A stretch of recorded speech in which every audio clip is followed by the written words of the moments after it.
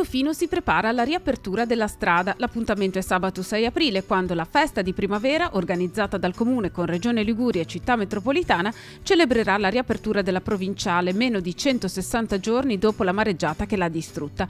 Previsto un concerto-evento in piazzetta con Mahmood, Il Volo, Elodie, Noemi, Anna Tatangelo e Mario Biondi, per celebrare un ritorno alla normalità molto atteso da portofinesi e commercianti. Ormai ci siamo e apriamo finalmente la strada, anche se in questo periodo difficile, come potete vedere, il paese ha reagito bene, siamo riusciti ad avere gente col bel tempo, è andato anche tutto sommato bene in questo periodo molto difficile. Hanno lavorato tutti con tenacia e con forza e siamo riusciti a ottenere ciò che volevamo con un tempo più vicino al previsto. Come sono stati questi mesi senza strada? Durissimi, a volte mi dimentico, no? Prendo anche la Vespa e vado via, poi arrivo là e dico fuori, ma.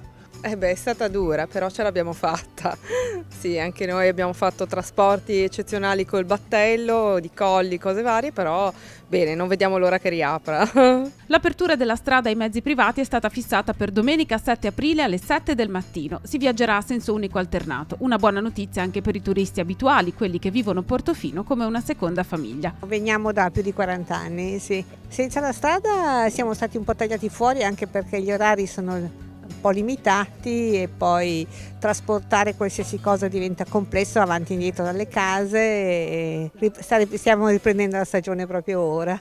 E comunque resta la consapevolezza che pur nella difficoltà è sempre possibile trovare qualcosa di positivo. Portofino senza strada è tornata un po' indietro nel tempo, come dicono i portofinesi veri, perché ci si ritrovava in piazza, la sera c'era un po' più di unione, di nuovo fra di noi, nel senso che si stava più insieme, si parlava, si è parlato di più, si sono condivise un sacco di cose e siamo tornati a volerci più bene di prima, secondo me, in questo momento. Quindi questo comunque ve lo porterete dietro? Assolutamente sì, per il cuore è stata una cosa positiva, poi certo è stata dura perché tanti portofinesi hanno dovuto andare via, ma sono pronti a ritornare, contano i giorni da qui al 6 aprile, al 7 aprile.